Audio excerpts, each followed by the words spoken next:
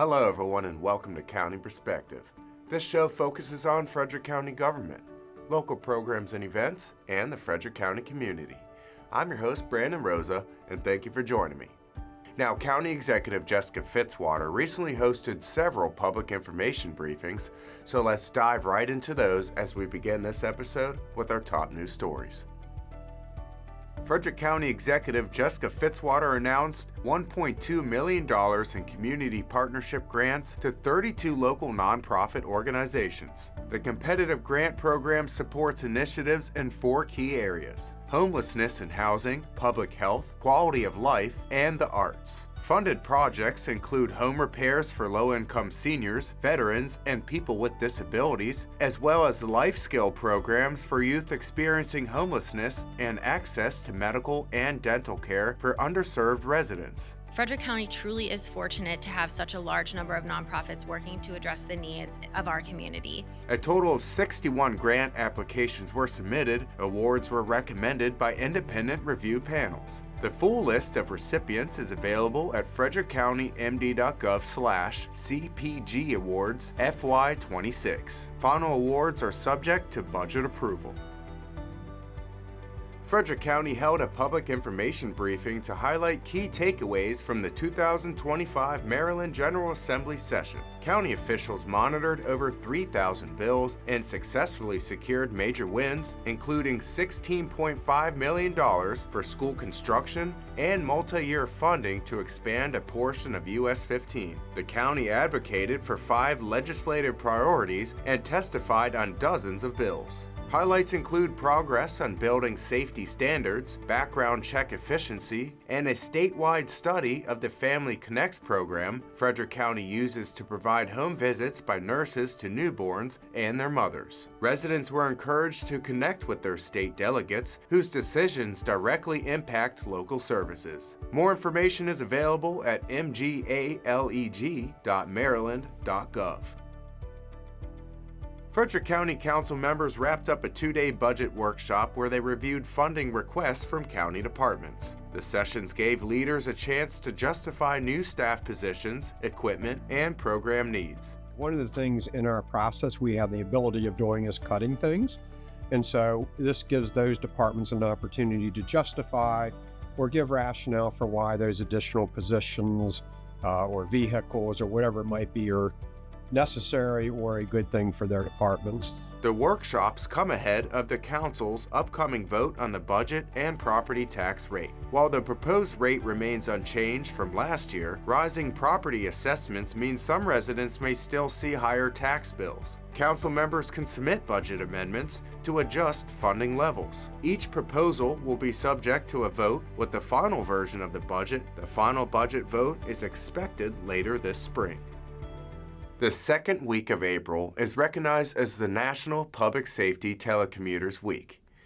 The Frederick County Chamber of Commerce hosted the annual Public Safety Awards ceremony in April, where one individual from the Frederick County Department of Emergency Communications received the Outstanding Telecommunicator of the Year award. Let's watch this video to find out more about the Emergency Communications Department.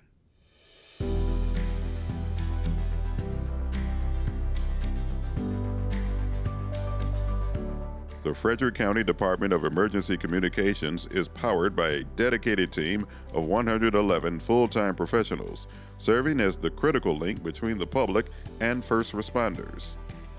In 2024, they handled 443,163 emergency and non-emergency calls, dispatching 372,255 calls for service, with an average 911 call processing time of just 213 seconds. Their team earned 15 EMS Excellence Awards for life-saving cardiac arrest interventions in 2024. They replaced a 20-year-old CAD system and deployed Convey 911, a multilingual text translation platform improving accessibility for all.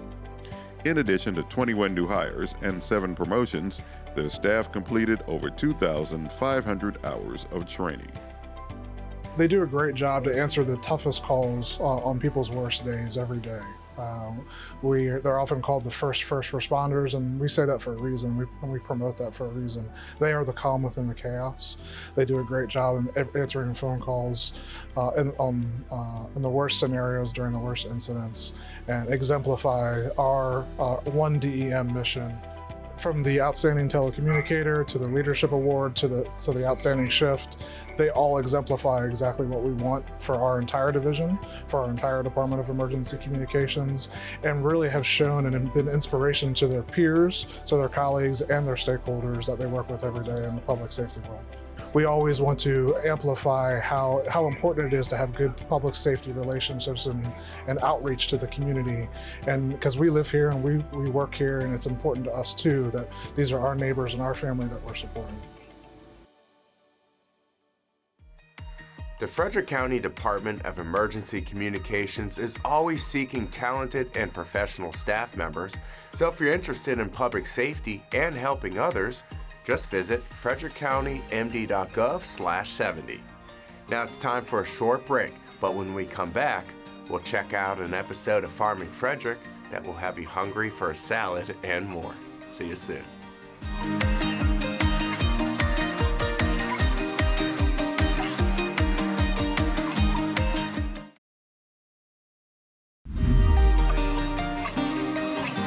Hello everyone, and welcome back to County Perspective. Coming up in a few minutes, we're going to talk about National Lettuce Month, but first, let's see who our cute pet of the week is this time.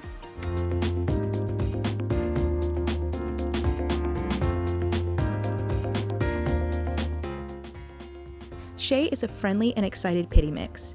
In addition to her good looks, this 4-year-old also has a great personality. She's affectionate, playful, and would thrive with an active family. Shay knows sit and paw, but like most dogs of her breed, she's still working on polite leash walking. Fortunately, she's highly treat motivated. Those tasty treats do have to be salmon though, as she has some food allergies. To learn more about Shay and our adoption process, call Frederick County Animal Control and Pet Adoption Center at 301-600-1546.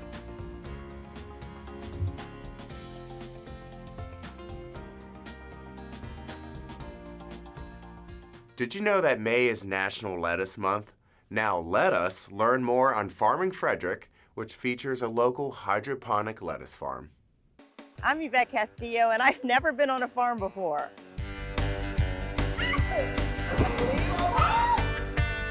I'm visiting farms across Frederick County, Maryland to learn about local farming. You're watching Farming Frederick.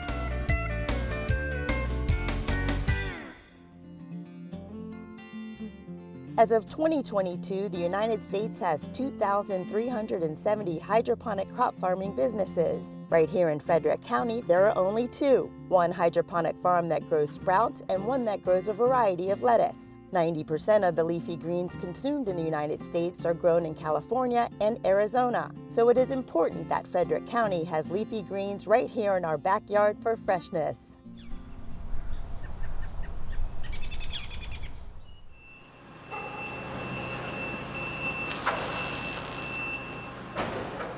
I'm standing in one of the greenhouses at District Farms located off Bassford Road.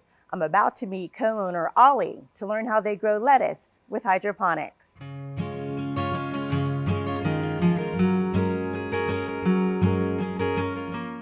Hi Ollie, this is quite a sight. All I see is green lettuce, it's everywhere.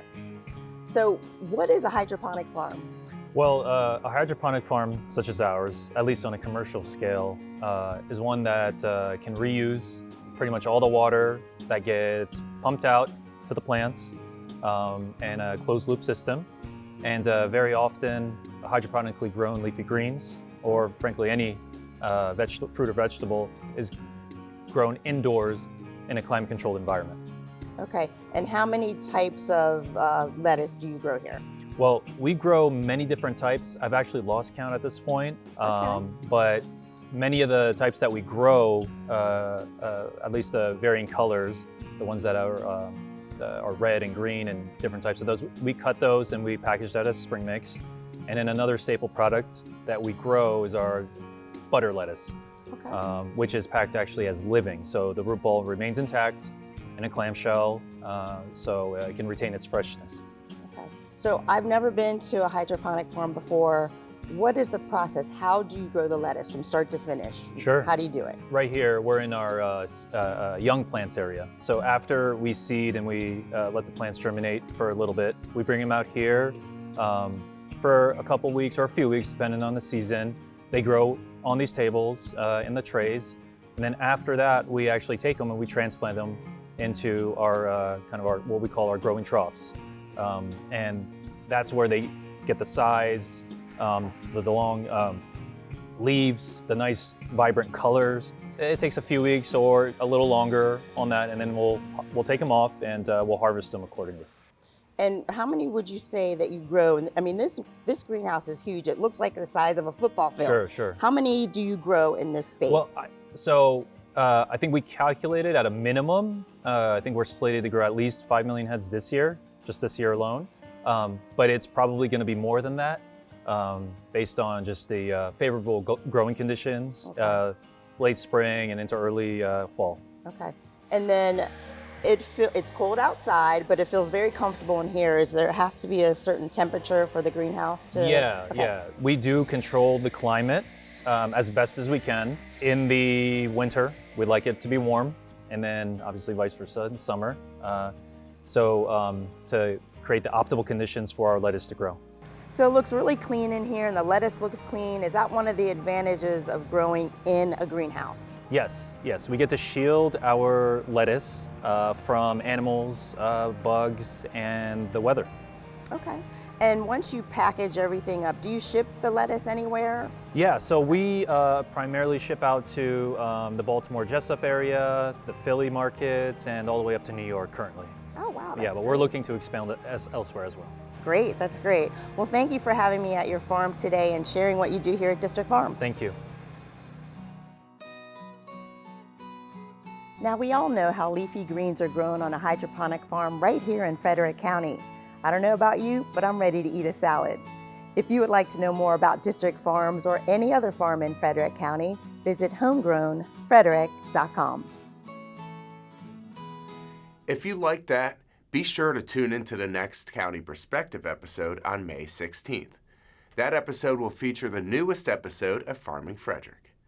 Now it's time for this episode's calendar of events. Let's see what activities county departments and divisions are hosting in the next few weeks.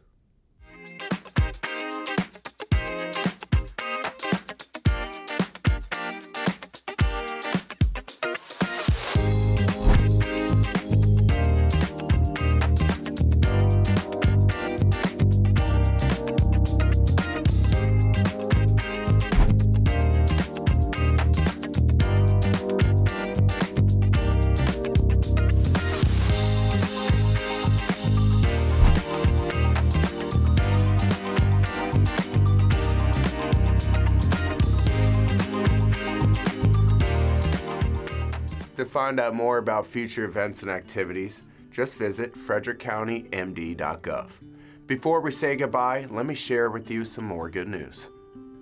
The Frederick County Division of Energy and Environment and the Division of Solid Waste and Recycling are collaborating to offer a limited time opportunity for community members to purchase rain barrels, compost bins, and accessories at reduced pricing with no sales tax or shipping fees. These practical tools help conserve resources, reduce waste, and protect the environment. Orders can be placed now through June 21st at enviroworld.us/Frederick County MD. Products will be delivered in a single truckload to the county's recycling drop-off center. Customers must pick up their orders on Saturday, June 28th between 8 a.m. and 1 p.m. from 9031 Reichsford Road in Frederick. No delivery options are available. This initiative supports Frederick County government's goals of protecting waterways, conserving resources, addressing causes of climate change, and diverting waste from landfills. For more information, email sustainability@frederickcountymd.gov or call 301-600-2960. Bike to Work Day is this month. Watch this video to find out more and how you can participate here in Frederick County. Roll into fun on Bike to Work Day 2025, Thursday, May 15th. Who's ready to pedal their way into a fantastic Thursday? We sure are, and we've got the perfect plan for you. Join us, Transit Services of Frederick County, along with Frederick County Government, the City of Frederick, Key 103, and many more for a morning so fun, it'll make your wheels spin. Meet us at the Frederick Transit Center, located at 100 East Street in downtown Frederick. Rain or shine, we'll be rolling from 6 a.m. to 8:30 a.m. on Thursday, May 15th. The ceremonial ride will depart from Hood College right outside Alumni Hall at 6:45 a.m. and arrive at the Transit Center at 7:15 a.m. It's going to be a great time, and we'd love for you to join us. Free t-shirt alert. Sign up now to get your free Bike to Work Day t-shirt. Don't let the chance to snag your free tee pedal away. Register now at biketoworkmetrodc.org. Grab your helmet, pump up those tires, and let's make this Bike to Work Day one to remember. See you on the road. Well, everyone, that concludes this episode of County Perspective. If you want to stay up to date on important news and events going on in the county, follow Frederick County on social media at FredCoGovMD. We'll see you next time with a fresh look from a county perspective. Take care, everyone.